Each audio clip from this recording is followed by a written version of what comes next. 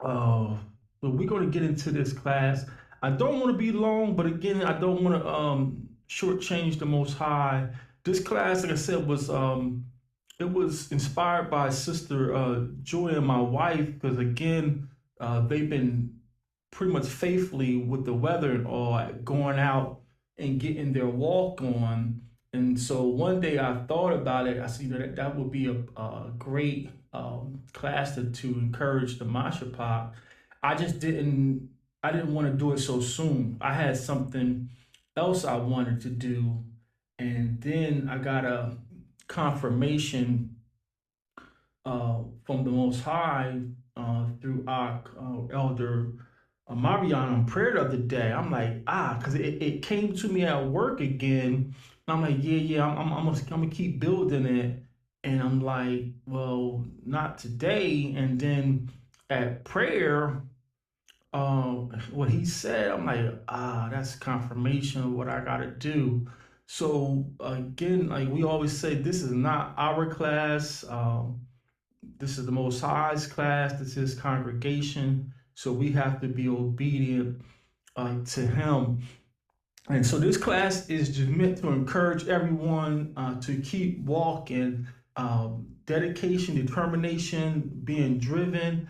And at the end of the day, you have to be desperate. Like, there is no hope but the Most High. There is no peace but in Zion. And, despite our flaws, despite our hiccups, our slip ups, we just have to get back on the trail and keeping these laws, because it's all going to pan out. It's all going to pan out. So today's class is just meant to encourage, and every once in a while we have to have this, because like I open up, we are engaged in a war, and a war is long. There's many different battles within a war, and you don't win all the battles, but you don't give up because you lost that battle. You get back into the fight and re-strategize, replan. I'm gonna do this better, and we're gonna attack on this side. And us being Israelites, we're fighting for our souls, our eternal life, and we're fighting for our nation. And in the midst of that, we have these personal battles that if we lose track of the ultimate goal, the personal battles may take us out the war. So this is just designed to encourage us to keep walking, despite what it may look like, despite what it may feel. We have to keep walking. What came to me, I took a note earlier. Um, where was that? So, our daily challenge is to transform more back into cultural people and shed all forms of religion, i.e., the need to feel Yah's presence. That whole thing. I want to feel Yah. I don't feel him no more. I don't feel the Spirit no more. That's all residue of Christianity. We don't need to feel Abba's presence. He said he was going to be with us, and his word is enough. His word is enough. I don't need to see no cloud over my head and say, Abba, are you with me? I read this text, and he's promised that if I repent and come back to him, he's going to be with me. One witness we can pull. Nariah, can you take us to Matthew 18 and 20?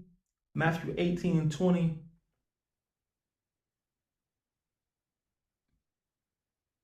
Shema. Matthew 18 and 20, read. The book of Matthew, chapter 18, verse 20. For where 2 or 3 are gathered together in my name, there am I in the midst of them. We had that saying, and I'm probably going to butcher this, it's been so long, but what it said, he said it, I believe it, and that settles it, something like that back in the church days. And that's all we need. I don't need to feel if Messiah is with me. He just said, whether 2 or 3 are gathered in my name, I'm in the midst. So even in this virtual space, we all are spaced out in different physical locations, but our King, he's in the midst of this. I don't have to feel no cold wind usher in. I don't have to be all eerie and spooky. He said, if y'all gathering under my banner of my blood, my name, I'm with y'all. So that's what we have to take solace and pride in. No, I don't feel like, I mean, how many times we went to work when we didn't feel like it? So that's how it is walking with the Most High. Despite what you feel that day, despite how things look, just keep walking. Just keep walking. Any comments or questions before we get into the study?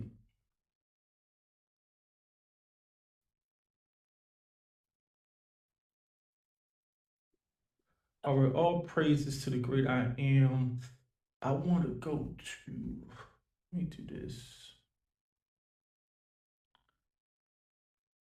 Show my filter. Why my filter is not on?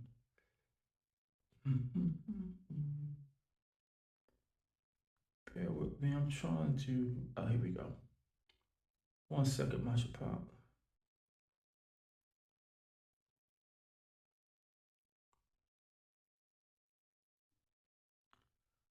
All right.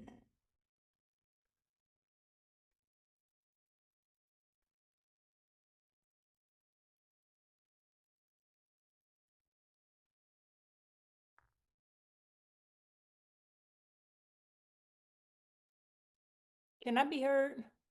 Yes, ma'am. Oh, Khan, I wanted to ask, and obviously I asked this for edification and just making sure that I have correct understanding. And so when we talk about, I guess, it not being like a feeling, um, I'm trying to make sure that I asked it correctly too. So when it's talking about, okay, sending your comforting spirit, let's say for instance, as of yesterday, there were feelings that I had that I did not want to feel, and I wanted to feel, joy and I really don't want to say the presence, but technically that's what it is. Like I didn't want to feel what I was going through, but I wanted to be comforted in that moment. And I feel like that's what he did. And so I guess with this conversation or what the teaching is about, do you mind like elaborating on that part? Yeah, Khan, great question. So it's hard to explain, but you will feel his spirit. You will feel like that comfort, and you know it's the Most High.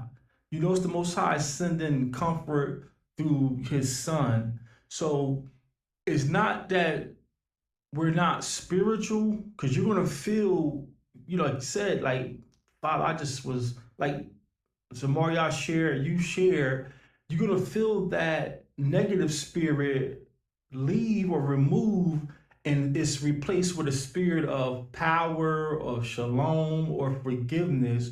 So it's hard to explain, but it's a fine line. Like the the mystic part and the spooky part that we learn is totally fabricated. But what we have, because we're commandment keepers, is the authentic spirit that we feel. I don't know if that makes sense. Fine, the water. Yeah, so you will feel, again, you will feel the presence of the Most High, whether it be convicting you to apologize, convicting you to let that anger go, and it feels good. It feels good once you obey that spirit. It feels good. Sometimes I feel silly, like why'd you let that upset you? So yeah, so I don't want to. It's very hard to, again, because we are just pretty much, we're still indoctrinated with that Christian, like everything we know about being with Abba, we still know it from that Christian perspective. So I'm not saying that some days you're not going to get emotional. My wife bears witness.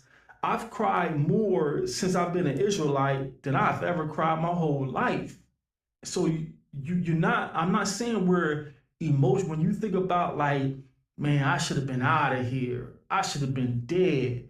I shouldn't have this job. I shouldn't have this home. You will feel emotions. You know, like King David, when King David was doing that dance, it wasn't with no Christian A flat. He was emotionally overwhelmed that look what I done been through, and Abba brought me home, and now the ark is back in Jerusalem.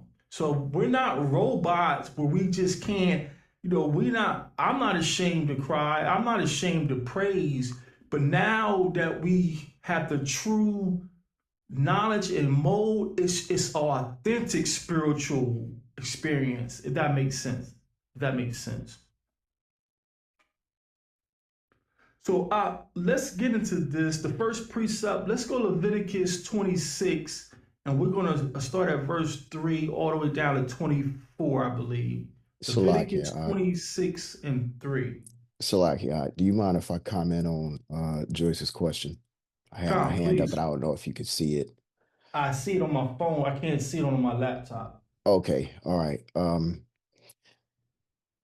I think for Sister Joyce, when it comes to feeling the Most High in a sense of the mystic part, what you were referring to, a lot of times, especially myself growing up in the Christian church, we were given the understanding as far as how people live their lives and uh, expressed what the scripture was saying from their point of view. If you're not happy and feeling good according to what you want to feel, then the Spirit of God isn't with you. And that's the mystic part of it.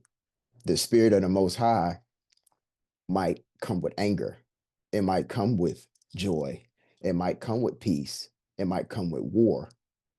So the Most High being with you, I think what ABA YAH is trying to articulate, it's not going to always feel good all the time, because I have two witnesses. One I'm going to actually read, but the other one I'm just going to reference. Yahawashai, when he was praying that Abba took this cup away from him, but not my will, your will be done. When the Most High didn't respond, Yahawashai wasn't smiling and happy, like, yeah, I'm ready to go do the will of the Most High. But because the Spirit of Yah was upon him, it came in the form of obedience, conviction, love of the Father so much that he's willing to break his body on behalf of his word and command. But the witness I wanted to bring, hopefully it'll make sense, is Ezekiel chapter 9, and I'm just going to read verse 4. And it says, "And Yahweh said unto him, Go through the midst of the city, through the midst of Jerusalem, and set a mark upon the foreheads of the men that sigh and that cry for all the abominations that be done in the midst thereof." So the Most High Spirit is on them who's crying and complaining about the abominable acts that are going on throughout the city.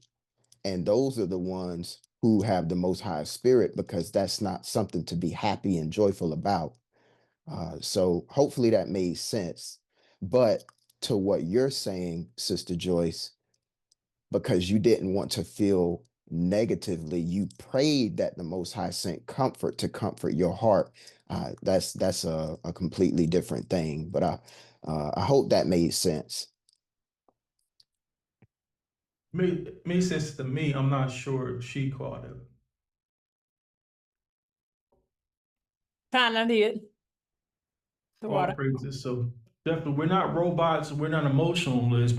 Now we just have the true uh, context of the spirit, and I guess it makes me more emotional. So all praises to the great I am. So let's get into this. Trying to encourage the Mashapot, just keep walking despite what it looks like.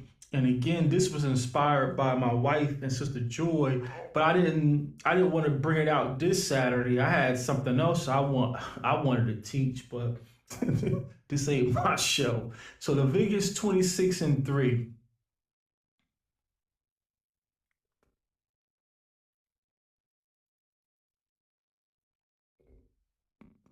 It's like, yeah, I had to unmute, then get to it. Shema. 26:3, read. Leviticus chapter 26, verse 3. If you walk in my statutes and keep my commandments and do them, then I will give you rain in due season, and the land shall yield her increase, and the trees of the field shall yield their fruit. You want me to keep going up? We're going down to 24. Okay. Verse 5. And your threshing shall reach unto the vintage, and the vintage shall reach unto the sowing time, and you shall eat your bread to the full and dwell in your land safely. And I will give you peace in the land, and you shall lie down, and none shall make you afraid. And I will rid evil beasts out of the land. Neither shall the sword go through your land. So And just you, to learn something on the way to learning something, this obviously proves that those current people over there don't belong there because they don't have peace. They're scared to death, begging the United States to help them. Just to point that out. Read on. it's a great witness. Verse 7. And you shall chase your enemies, and they shall fall before you by the sword, and you shall chase your enemies. You don't need to call on America, but I digress. Verse 8. And 5 of you shall chase 100, and 100 of you shall put 10,000 to flight, and your enemies shall fall before you by the sword. For I will have respect unto you, and make you fruitful, and multiply you, and establish my covenant with you. Verse 10. And you shall eat old store, and bring forth the old because of the new.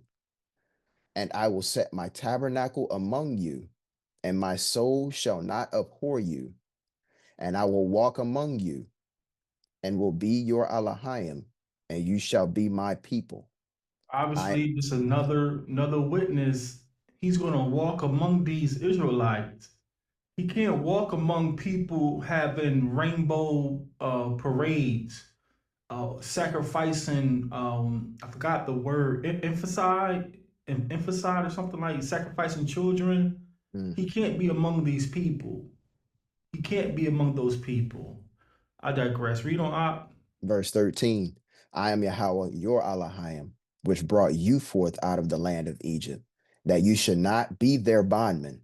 And I have broken the bands of your yoke and made you go upright.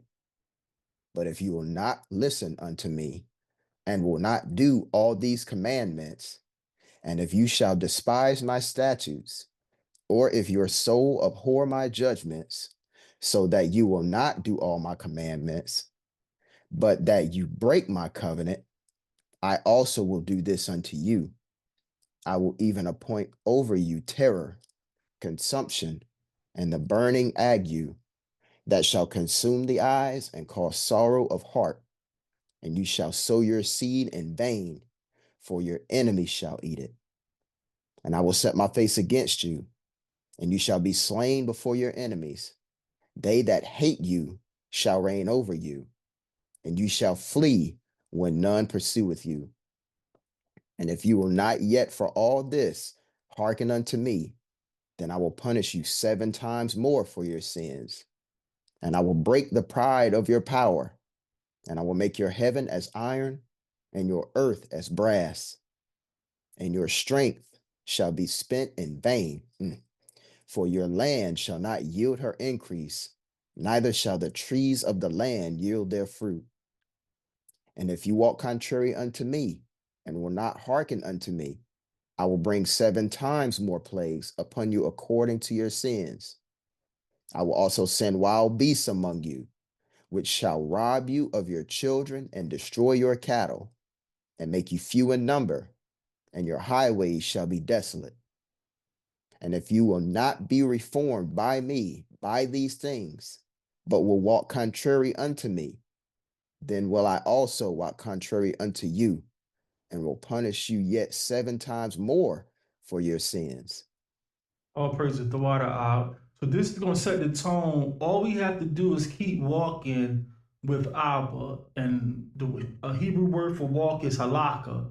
That's why on prayer, you guys always hear me rehearse Halakha Bashalom, walk in peace, go in peace. And we know walking in peace for us is walking these statutes. So if you go back up, he's saying that as long as you're walking with me, we're going to be in peace. But if you walk contrary, things are going to go haywire. So there's so many different philosophies out there. We're not done with the curses. No man, I don't care how many fringes he has, how many staffs he walked with, no man has the power to end the curse that we put ourselves under. We're still in covenant, but this is what we call my old school Sunday church folks. I'm coming up. Anyway, this is the rough side of the covenant. So we're still in covenant in captivity. This is part of the agreement. We signed up for this. So even though we're in captivity, he can grant us favor if we just continue to walk with him, obeying his law, statutes, covenant, despite what the government is saying, despite what my job is saying. I'm going to trust in Yah. Take my home, take my job, take my car. I'm walking with Yah. All praises for that. Any comments or questions about that? The next, we're going to Exodus 14. Exodus 14 and 19. Shema. Exodus 14, 19 through 21, I think we need. Read. It's the book of Exodus, chapter 14, verse 19. And the angel of Elohim, which went before the camp of Yahsharahla, removed and went behind them, and the pillar of the cloud went from before their face and stood behind them. And it came between the camp of the Egyptians and the camp of Israel. And it was a cloud and darkness to them, but it gave light by night to these, so that the one came not near the other all the night. And Moshe, or Moses, stretched out his hand over the sea, and Yahweh caused the sea to go back by a strong east wind all that night, and made the sea dry land, and the waters were divided. All praises, the water for that. So I don't have any witnesses. So if someone has read something, please help me and please correct me. But this Malak, this angel that's going with them, I don't read where they could see him. I never read where they can see this angel. So if someone has something contrary, please help me. But I don't see where the text says that the children of Israel could see this angel going before them. And so oftentimes we give up right before the victory because we can't see the inner workings. We can't see behind the curtains.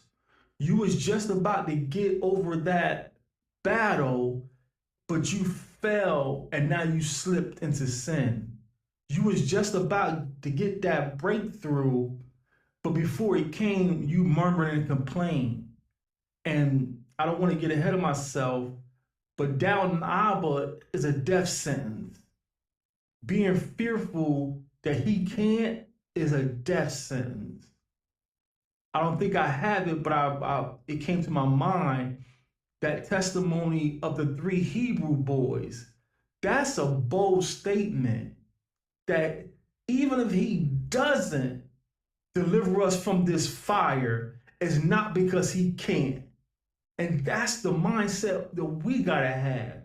If he doesn't do X, Y, Z for me, it's not that he can't.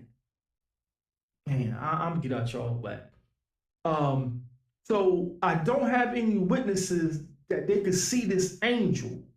So you can't see the spirit realm. You don't know what's going on. You just do your part and keep walking. Keep walking. Any comments or questions about that? Next thing to point out, it says, you know, the Hollywood movie with the white man, Charleston Heston. Hollywood makes everything so miraculous. Moses, points the staff and the sea parts. But the text, the truth of the matter was, the Most High caused the east wind to blow all night. And again, during the night, things are fearful. During your night, you can't see what's going on. Again, I don't have any text, so if you guys have read something, please help me.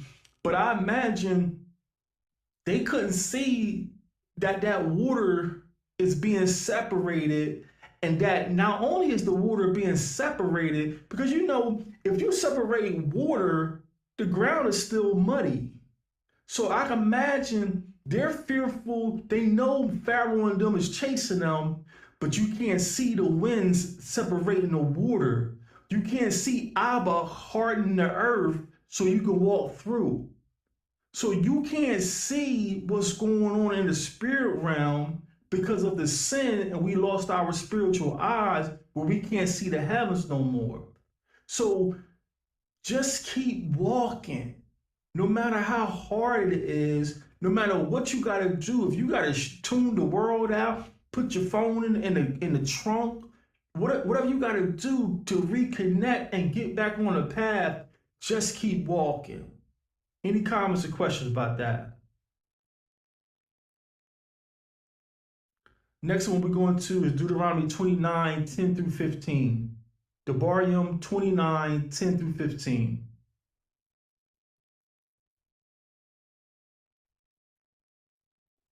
Shema. Deuteronomy 29, 10. Read. The book of Deuteronomy, chapter 29, verse 10. You stand this day, all of you, before Yahweh your Elohim, your captains of your tribes, your elders, and your officers, with all the men of Israel, your little ones, your wives, and your stranger that is in your camp, from the hewer of your wood unto the drawer of your water. What was the role of the stranger, Op? From the hewer of your wood unto the drawer of your water. Anybody seeing this? Yes, the strangers were here, so this covenant that he's making with us is going to cover them because they are with us, serving us. They're not equal to us. Anyone teaching that we have an equal covenant, they're in philosophy, they're in sin, they're adding to the text. The stranger here, they're labeled as the hewer of wood and the drawer of water. What's the common name for that? What's the synonym? Servant. Servant. Just give me book. We're not saying Gentiles can't be with us. We're not saying we're not going to teach Gentiles, but we're going to teach them what Abba said. I'm not going to sugarcoat it. I'm not going to, be ignorant and mean. This is what the text said. These are Israelite scrolls written for Israelites. If you can't handle that, then this ain't the covenant for you. Abba is not the power for you. So he's making a covenant, and the servants that came out of Egypt with us, they're going to be covered by this contract. That's just to learn something on the way to learning something. Read on out. To go even further, the righteous stranger is a part of our inheritance. Verse 12, that you should enter into covenant with Yahweh your Elohim, and into his oath, which Yahweh your Elohim maketh with you this day, that he may establish you today for a people unto himself, and that he may be unto you an Elohim, as he hath said unto thee, and as he hath sworn unto your fathers, to Abraham, to Isaac, and to Jacob. So he's going to be a power. He's going to be an Elohim unto the world, the whole world. Mm-mm. Is that what the text saying? No, it does not. This is why it's going to be hard for people to come this way. It's going to be hard for people to humble down, because people who look like me and you, they can't receive this. They want to use all kind of fancy words, exegeting, eisegeting, redemptive power, and this and that and the third. And all that is cemetery curriculum. The text doesn't support any of that. What's consistent throughout this text, he is the power, the Elohim of Abraham, Isaac, and Jacob. Read on out. Verse 14. Neither with you only do I make this covenant and this oath. So but I'm not only making this contract with you here today in, I don't know what they say, 30,000 BC. I don't know. I'm not only making this contract with you, but with him that standeth here with us this day before Yahweh our Elohim, and also with him that is not here with us this day. So the him that is not here with us this day is you and I. We were in the loins of these men way back when. So this contract covers you and I. And this contract only makes sense out of what we're going through. How many of us done sacrifice, received their education, and still struggle to find employment? How many of us done obeyed their rules? I got me a traffic tag, I got me my registration, but I still get pulled over and harassed and making up, or your tail light was out, or you didn't come to a complete stop. How many of our celebrities has money for days and still suffer because of these contracts? So we were in the loins of these men. So the contract is still alive and we're still seeing fruits of the contract. Any comments or questions about that?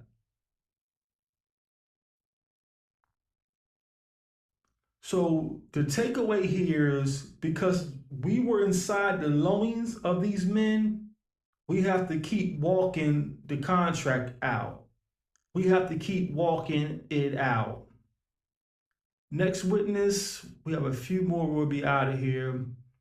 Acts 2 and 39. Acts 2 and 39. Just for confirmation, because the theologians is going to say, oh yeah, but no, that's true. They agree with you. They agree with you to disarm you. So yeah, that's true. Yeah, he made a covenant with Israel, but now because of the New Testament, this covenant with Jesus covers everybody. And again, the text don't agree with that theology. It's you and I that has to keep walking. Acts 2 and 39. Shema. Read. Book of Acts, chapter 2, verse 39. For the promise is unto you and to your children and to all that are afar off, even as many as Yahweh our Elohim shall call. So this agrees with the same language we just read. So we, as the children of Israel, we are the peculiar nation. To put it in today's vernacular, we are weirdos. Me and my wife had to go out this morning and handle some business. I have my tunic on with my fringes, and I can see the people staring. One brother was like, man, brother, I like that. I had the brother up north was going to make me some, and then I left. And I said, well, brother, we the children of Israel. We the people of the book. He's like, God bless. But I see the other people looking like, what is that? Who is he? Who does he think he is? We are weirdos. We are a peculiar nation. So the promises was left to you and your children, and those that are far off, he's speaking of those already scattered in his day. So what do you notice about even as many as the Lord shall call.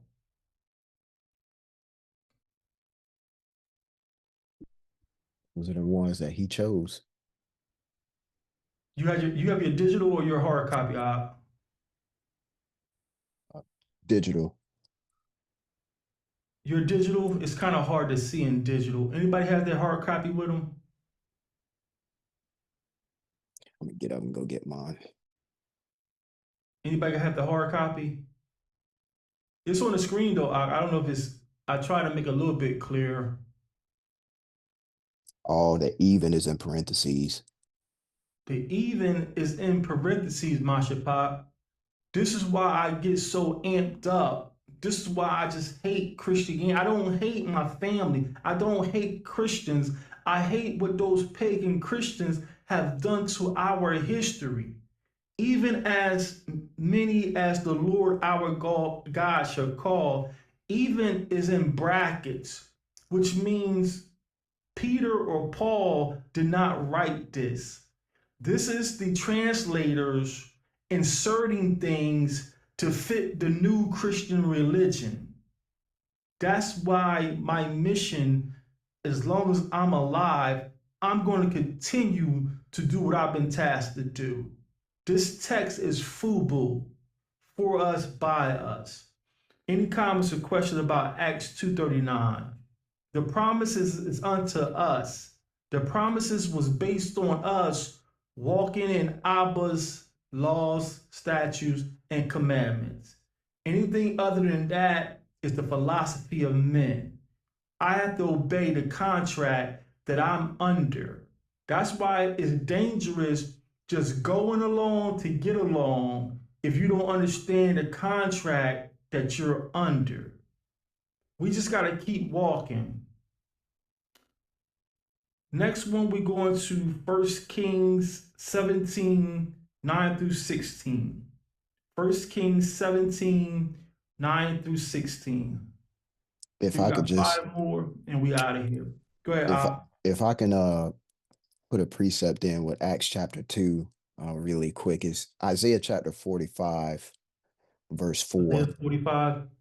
verse 4 and 5. Mainly 4. It says, "For Jacob my servant's sake, and Israel mine elect, I have even called thee by thy name.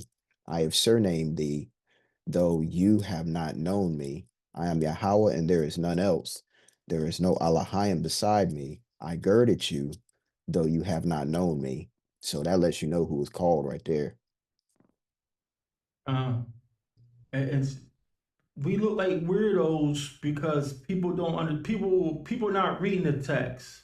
Mhm. People just, like my wife said, they start with John, got a 30-40 minute pep talk. Let's get that organist back up here and we want to dance around, feel good. Then let me bring you back down. He saw the best in me. Get you all relaxed. We had church. We had a good time. See you Salaki. next Sunday. Go ahead, I just had what was that that witness that Nariah just brought out? What scripture was that? Isaiah Isaiah 45. 45, 4 through 5. Mhm.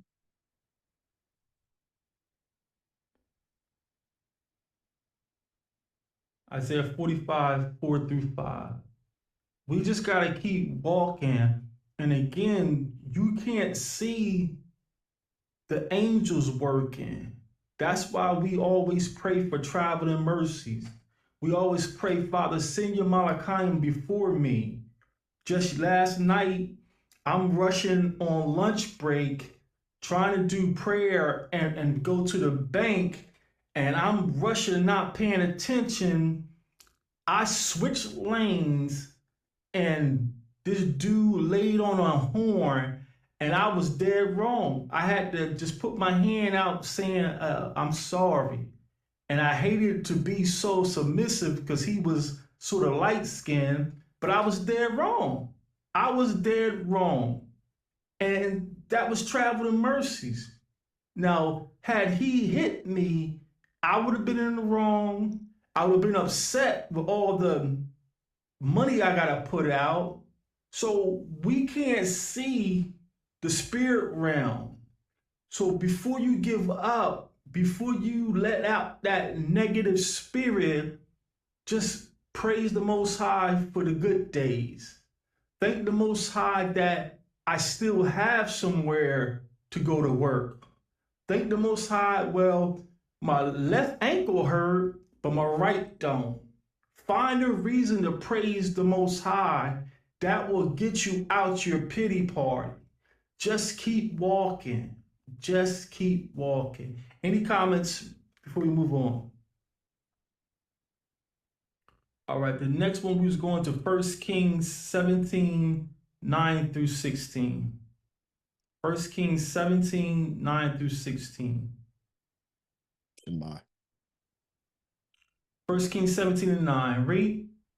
This is the book of 1 Kings 17, verse 9. Arise, get thee to Zarephath, which belongeth to Zidon, and dwell there. Behold, I have commanded a widow woman there to sustain you. So he arose and went to Zarephath. And when he came to the gate of the city, behold, the widow woman was there gathering of sticks. And he called to her and said, Fetch me, I pray thee, a little water in a vessel, that I may drink. And as she was going to fetch it, he called to her and said, Bring me, I pray thee, a morsel of bread in your hand. And she said, As Yahweh your Elohim lives, I have not a cake, but a handful of meal in a barrel, and a little oil in a cruse. And behold, I am gathering 2 sticks. I am gathering 2 sticks, that I may go in and dress it for me and my son, that we may eat it and die. So this is the famous Sunday school story about the widow and the oil. And what really touched me when I was building this study is, now this is two-pronged. Elijah had just defeated, I don't know if it's the prophets or Jezebel, but now you just did this mighty act by the power of Yah, and now you're like hiding as if Yah is not able. But Abba tells him, go, I already have a ram in a bush. This lady is going to sustain you. And this widow, he sees her gathering 2 sticks. And like Nariah is trying to point out, that's messianic language, or that's Shemitic language, 2 sticks, 2 houses of Israel. But what's powerful about this widow, here is she, there's a famine going on, everybody. It hadn't rained on the earth 3 years, I believe. I forgot how long it hadn't rained. So it hadn't rained on the earth, I think, for 3 years. So food is scarce. That's why she doesn't have but a little bit of cornmeal. But this woman, this widow, now already she's a widow. To be a widow in Israel means that you have no protection. You have no covering. Your husband is dead, so you pretty much are on your own. Now she could have gave up and wallowed in her sorrow about being a widow. Why did you take my husband? Why oh me? Why do I gotta be left alone? Why do I gotta raise this boy by myself? She could be telling him, get out my house, go fend for yourself. But this widow, she's working with what she has. She's doing something. She's not just sitting waiting on the miracle. She's getting up, putting her faith into action. And then she says, I'm going to prepare this that we might die. So I'm taking action, but I still know this may be enough, but I'm doing something anyway. Because if she was truly depressed, why even get up to go prepare the 2 sticks with the meal? She's working with what she got. And I imagine if Abba used her, she has to be in covenant. I just can't see you guys. I can't see him sending a unclean, just filthy woman to help the prophet. So this woman, in her meager condition, she's still doing something. She's putting one foot in front of the other. She's walking. Any comments or questions about that? 13. Verse 13. And ABA YAH, or Elijah, said unto her, Fear not, go and do as you have said, but make me thereof a little cake first, and bring it unto me, and after make for you and your son. For thus says Yahweh Elohim of Yahsharahla, the barrel of meal shall not waste, neither shall the cruse of oil fail, until the day that Yahweh sends rain upon the earth. And she went and did according to the saying of ABA YAH, according to the saying of the power of Yah, and she and he and her house did eat many days. Mm. And the barrel of meal wasted not, neither did the cruse of oil fail, according to the word of Yahweh, which he spake by ABA YAH. All praises to the great I am. This is what I'm saying. Like the power of Yah is going to be on us. The glory of Yah is going to be on us. Not because we're special, not because we know Hebrew. It's because we're walking this covenant out. So when we need these air quotes miraculous things, it's going to happen because we're walking this covenant out. This widow could have told Elijah, like, who are you? It's over. It ain't rained. No one has crops. But this woman, again, she has to be walking with Yah. She recognized the glory of Yah on ABA YAH. His name means Yah is my power. So ABA YAH, his reputation probably preceded him as a man, as a prophet of the Most High. And this woman recognized that, and she just obedient. Whether she doubted or not, she didn't pronounce it. I just obeyed this servant of Yah. So when we need to know where to go, what to buy, it's going to happen like it did for Zamariah on that plane, because a panic attack can take your life. Anxiety attack can take your life. And we just lost a sister at my job. Shamaria knows her better than me. I just used to speak to her. She was a pleasant sister. And I thought she was in the covenant because she used to dress with the dresses and she used to wrap her head, and she always was pleasant. So I would always greet her, she always had a pleasant smile. But just this week, she has an asthma attack. The ambulance come, we learned that she dies on the way to the hospital. And she was only 31 years old. So these things can happen. But Abba sending that Chadam for Zamariah eased his mind, his heart. So to Joyce saying he sent that spirit of peace, because again, these people are on all these prescriptions for depression, and that's just what we call a spirit of heaviness. A spirit of heaviness can develop and grow and increase and become a thorn if you don't learn how to praise. Put on that praise music. Put on something to make you dance. Clean your house with the music. We always just say a man can be broke, but a haircut will make him feel like $1,000,000. And it's the facts. I can have $5 left, but that fresh outline, listen, I'm back in the game. Do something to keep walking. Don't let that spirit of heaviness, that spirit of woe is me, drag you down to the abyss.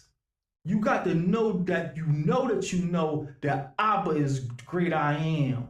I don't care if he don't send my relief. He's still the great I am. Any comments or questions about that? Next example, we're going to Daniel or Danya 9 and 20. 9 and 20. 20 through 23. Daniel 9, 20 through 23.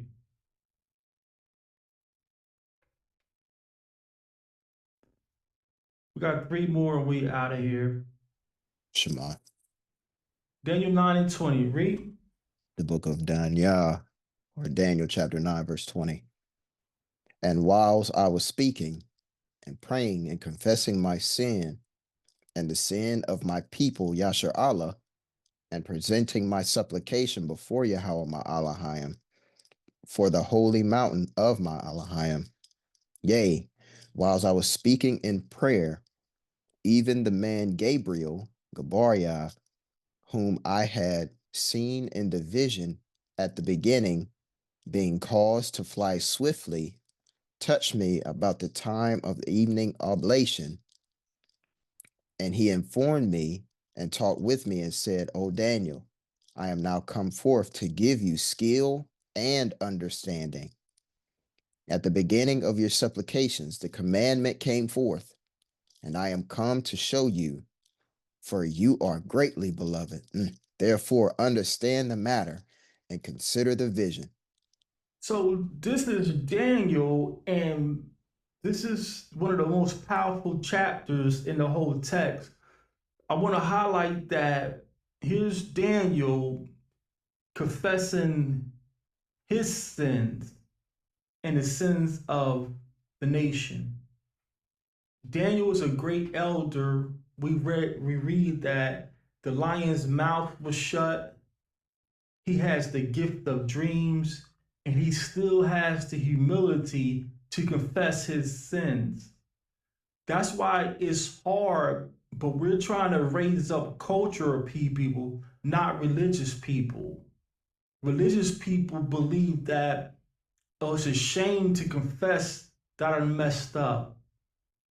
You don't have to confess it to a brother or sister, but you definitely should bring it to the Most High so he can restore you, so he can preserve you, chatham, seal you. Daniel's confessing his sin, and I didn't bring it, but let me go back. This is what I want to highlight on Daniel 9 and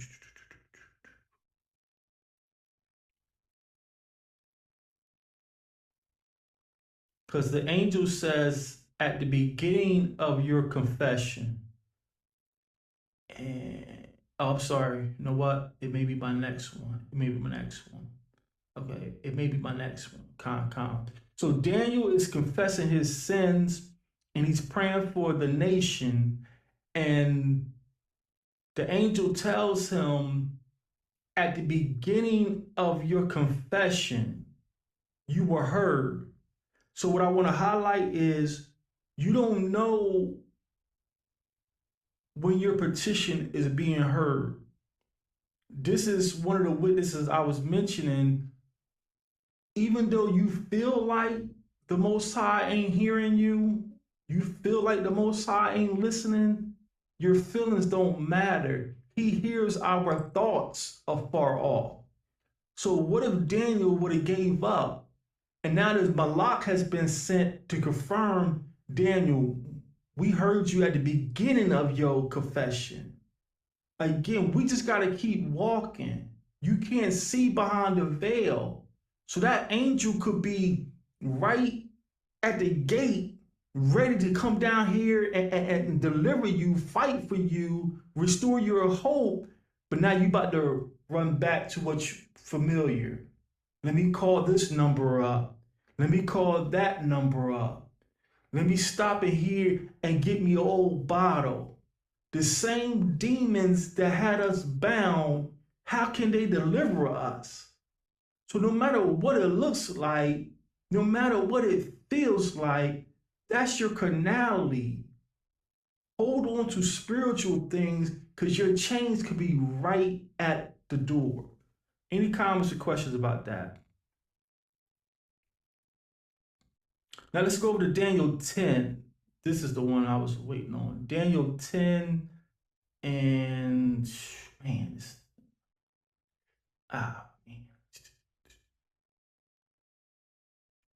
this whole chapter is one of the powerful chapters. Let's start with 6. Daniel 10 and 6. Shema.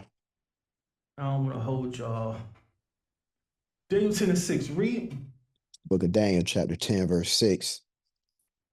His body also was like the beryl, and his face as the appearance of lightning, and his eyes as lamps of fire, and his arms and his feet like in color to polished brass, and the voice of his words like the voice of a multitude.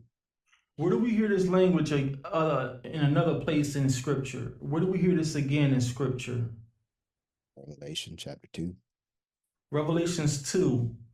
We believe as best we understand, this is a description of Hamashiach. This is a description of Hamashiach. And it says his eyes are like lamps of fire. So I imagine he has those hazel eyes, those girls go crazy over. And he has arms and feet like polished brass. And I'm not the smartest guy, but if his arms and feet are the color of polished brass, what does his face look like? I'm just going to throw that out there. Verse 7. Verse 7. And I, Daniel, alone saw the vision. For the men that were with me saw not the vision. They saw not the vision. But a great quaking fell upon them, so that they fled to hide themselves. So it's going to become evident who's walking with Abba. And I know I want to speed the time up. I want all the wolves in sheep clothing to be exposed. Everyone who's teaching just heretical things to the Most High children, I want to be shut down and turned off. But it's not my time. It's not my will. It's the Most High's will. But here comes this revelation, and it's going directly to who it's designed for. Our Father is greater than the greatest quarterback. When he says, in football, he said he put that on the button. That couldn't have been thrown any more better, more perfect. When something's for you, it's for you. When a word is for you, when a deliverance is for you, it's for you. You don't have to worry about no one jumping in front of you and, he took my blessing. No. When it has your name on it, it has your name on it. Read on, Verse 8. Therefore I was left alone and saw this great vision, and there remained no strength in me, for my comeliness was turned in me into corruption, and I retained no strength. So this is what I was referring to, Sister Joyce, how feeling the presence of Shemayim is very scary for us finite beings. Every time a human, one of our ancestors, came in contact with the heavenly host in their original state, is scary. Even when Hamashiach transfigured Peter and them, I don't mean to laugh, Peter and them was scared. And Peter, they didn't know what to say. They seen Hamashiach return to his glory, and it's frightful. So the presence of the Most High, when everything from him comes here with his glory, and if they're in their original state, it's going to be scary for us. So that's why most times they come as a human, where the text says, be mindful, many have entertained angels unaware. But if had that angel been in his real state, man, our bladder let loose, our bowels let loose, they are scary beings. Not because they're ugly like the Hollywood movies. They are like, only thing I can think of is like the movies Transformers. Like, I don't know if you guys are into that, but the movies Transformers, 1 minute it's a car, a little nice shiny car, and next minute he transforms and he's this huge robot. So if the angels came here like that, it's frightful. So the presence of heaven is frightful. Even going back to Mount Sinai, remember when Abba wanted to come down and talk to Abba wanted to be with his people. And what happened? They was like, "What? It's too, his power is consuming. Abba is his presence, this earth can't contain him. So to feel the presence of Abba, yeah, in our finite state, we're gonna get a slither of it. But when they come, like Daniel can't even maintain himself. He keeps fainting. The power of heaven or Abba is powerful. I hope I'm making sense.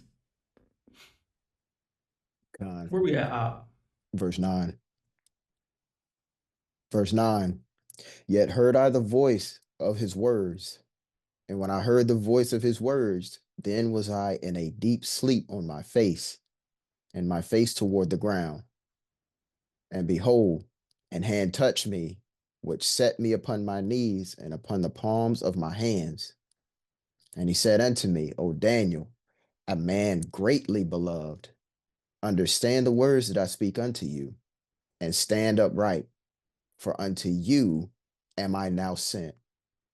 And when I had spoken this word, and when he had spoken this word unto me, I stood trembling. Daniel is still trembling. The angel or Messiah has already comforted him. Like, Daniel, this ain't for your harm. You are highly beloved. And you know that you would think that hearing that you're highly beloved of Abba will put a man's heart at ease. But again, Daniel is in this earth suit. He still just can't stop trembling. Like, I'm not worthy to experience this. I'm not worthy to hear this. Man, Father, help us. You could even think about it from the perspective of if it's like a dog or a lion, and you know somebody tells you, don't worry, he's friendly, and the lion comes and starts licking you and rubbing himself up against you, you still gonna be scared. You still gonna be scared. Yeah, you don't bite. Yeah, right.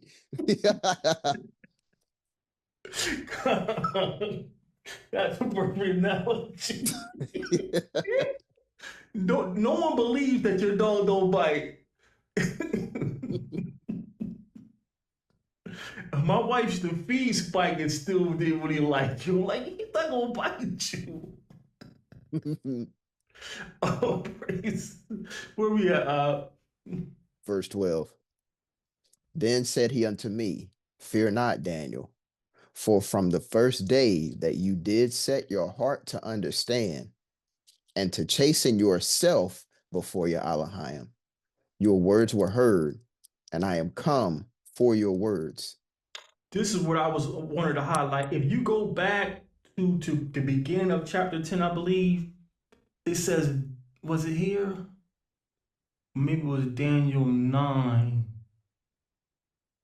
Oh, yeah, Daniel 10 and 2. This is what I want to highlight to make my point. In those days, I, Daniel, was mourning 3 full weeks. So he was mourning 3 full weeks, and then the Malachi or Messiah finally comes and tells Daniel, you're greatly beloved. And when you first began to pray, you were heard. But Daniel, being a finite being, he couldn't see what was going on in the spiritual realm. So he's mourning 3 weeks. His change hasn't come. The revelation hasn't come. The comfort hasn't came. But you gotta keep walking. You just gotta keep walking. Just trust Abba. If he tells you this bridge is gonna be there and you don't see it, just walk. The bridge is gonna come. You gotta keep walking. Read on, Ab. Verse 13. But the prince of the kingdom of Persia withstood me 21 days. But lo, Michael, one of the chief princes, came to help me, and I remained there with the kings of Persia. So this is the highlight verse. This demon, this fallen angel who has been placed or allowed to rule over Persia, he contended with Messiah for 21 days. So how many weeks is 21 days? 3. According to their system, the Roman system is 3 weeks. So the whole time Daniel's starting to cry out and ask Abba, send me some understanding, send me some relief, because Father, I've been in Babylon for 70 years. I've been subject to these heathens for 70 years. And Daniel didn't even have it that bad, because Daniel was elevated to be the prince of Persia by the Persian king. So Daniel is not even living like the common Israelite. Daniel has a air quotes good because the king has favored him, but good by Gentile standards is not good for us. Making 6 figures over here, but I gotta go through a cafeteria full of hot swine. This ain't a good job. I gotta pretend that Pam is Peter and I can't talk about it like this girl is crazy. I can't say it because I'm gonna get fired. Ain't no, I'm gonna get out y'all wet. Daniel is crying out, and the whole time he's crying out, the evil spirits is contending with his help. You don't know what your angel is going through to get to you or to get that obstacle out your way, and because you can't see, you're going to give up on Abba?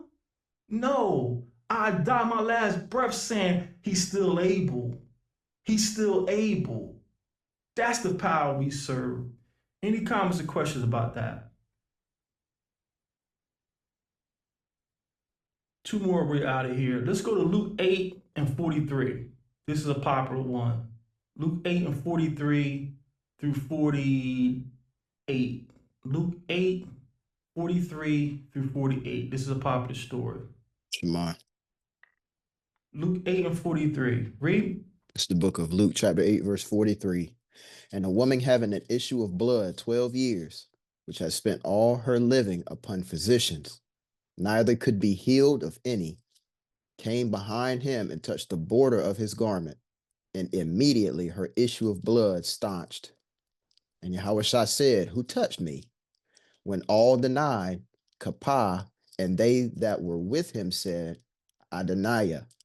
The multitude thronged you and pressed you, and say you, who touched me? And Yahawashai said, somebody hath touched me, for I perceive that virtue is going out of me.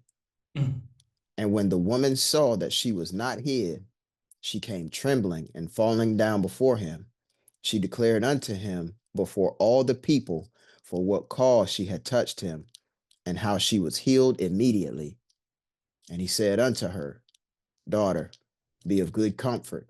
Your faith hath made you whole. Go in shalom. While he yet spake, No, that's all we need.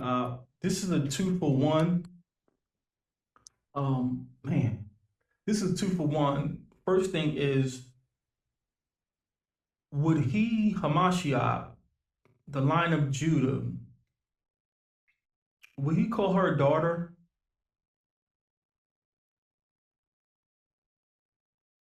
No, he'll call her sister. He would call her sister.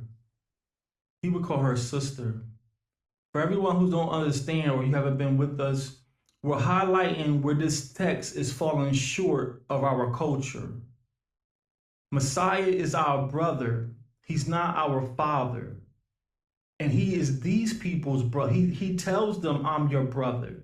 So this text that we're reading, that these people have told us is a holy Bible breathed on by God, has things in it that is totally against our culture. The Hebrew word for a woman is same word for wife, same word for just a maid. So when you don't know that, you don't know the Israelite scrolls, you don't know the Israelites, you don't know the Israelite scrolls. So that's why we're highlighting fast and pray, return to your Abba. Seek Abba before you open the Bible up. Abba will give you the passage that you need to read to get you out of that slumber, and he will give you the true context. There's no way our King, Messiah, the son of Abba, is going to call her daughter, knowing that she's the daughter of Abba. Second thing I want to highlight is this is a popular story we all learned in Sunday school. This woman had an issue of blood. The text says she done spent all her money, tried everything, tried all those late night commercials, stand on one arm and eat apples for 5 minutes, and she done tried it all. And yet it says she still probably either heard that he was in the city, because they didn't announce where Messiah was going. So, but when he got to town, the Bruce knew, oh, that guy is here. So this woman spent all her earnings with all these charlatans. She still didn't give up, knowing that this is him. This is the man sent from heaven. And if I could just touch him. So it says, Messiah, Adonai, all these people. So you imagine the crowd at the fair, the crowd at the basketball game.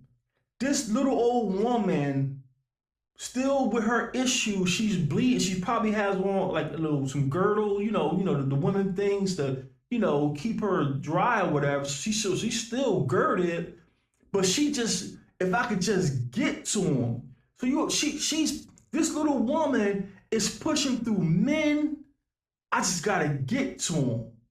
She kept walking. She kept walking, and she got her breakthrough. She didn't give up. She didn't doubt. Despite what it looks like, you have to keep walking. Any comments or questions about that? The last one, I think we got two. We got two more and we out of here. The last one is my favorite. Let's go to Romans 8 and 35. Romans 8, 35 through 39. Romans 8, 35 through 39. Shamar. Romans 8 and 35. Read. It's the book of Romans, chapter 8, verse 35. Who shall separate us from the love of Hamashiach? Shall tribulation or distress or persecution or famine or nakedness or peril or sword? As it is written, for your sake we are killed all the day long. We are counted as sheep for the slaughter. Nay, in all these things we are more than conquerors through him that loved us. For I am persuaded that neither death nor life, nor angels, nor principalities, nor powers, nor things present, nor things to come, nor height, nor depth, nor any other creature shall be able to separate us from the love of Elohim, which is in Hamashiach Yahawashai, our Adonai. The love of Abba has been secured for us by Yahawashai. And nothing can separate that. Come hell or high water, feast or famine, we have the love of Abba, which is going to translate into provision. He can and will make a way in the wilderness. He will prepare us a table in the wilderness. So this is the time just to refresh yourself. Sometimes, like in the military, you watch those military movies and you see the brothers are scarred up. They had a hard battle. They come back to camp and the sergeants, lieutenants like, hey, let the boys have some rec time. Let them play some cards, put some music on, let them get some drinks to refresh their spirits. And the boys don't know or can't see, but the generals are somewhere in another tent strategizing like, how can we turn this around? But meanwhile, the boys, just to keep the morale up, they're letting off some steam because they done lost a brother out there. They seen a brother with his guts hanging out. They seen a brother with his head chopped off. And knowing that I got to go back out there. So it's always good to just gather the troops together and just lift morale up. It's okay. This is a long and hard war we're in. And not to be doom and gloom, because again, this is just to refresh your morale, but we're just at the tip of this thing. It's going to get really bad for us, but it's going to be worse for those outside the covenant. So whatever you got to do, whatever your regimen is, you do that and just keep walking. Keep walking. The last thing I want to share, and then we'll open up the floor. This is one of our go-tos, and one we're going to go to is one of our staples, and it still keeps lifting me up. I'm telling you, is Sirach chapter 2. It never gets old. I don't know what happened to Shema, whenever you're ready up. this is Sirach or Ecclesiasticus chapter 2, and I'll just take it from the top. It's a staple. Trust me, family. I lean on this. It works. It picks you up. This is the book of Sirach, or Ecclesiasticus, chapter 2, verse 1. My son, if you come to serve Yahweh, prepare your soul for temptation. Set your heart aright and constantly endure, and make not haste in time of trouble. Cleave unto him and depart not away, that you may be increased at your last end. Whatsoever is brought upon you, take thee cheerfully, and be patient when you are changed to a low estate. Can you look at that as a humbled estate as well, ABA YAH? Whatever's brought on you, being fired, being ridiculed for trying to keep laws, being ridiculed for thinking that fringes is required, whatever comes upon you, just take it humbly, and knowing that this walk, this covenant, we are strange to the world, and the world includes your family. Your family, yes, they look like you, they share, according to their science, they share your DNA, but your family are the ones keeping covenant. And the Most High didn't promise every day is going to be sunshine and roses. That's why I shared a couple weeks back for noonday prayer. You really got to appreciate those days that you're on the peak, especially if you're on the peak for a week or two. Like now, this overtime has stopped. I'm getting some free time back. I miss the money. But I'm grateful. I'm back on a peak. So you got to be grateful because a valley is going to come. A valley is going to come again. You just don't want to stay in that valley too long because it can lead to an anchor. And having an anchor trying to get out of a valley is counterproductive.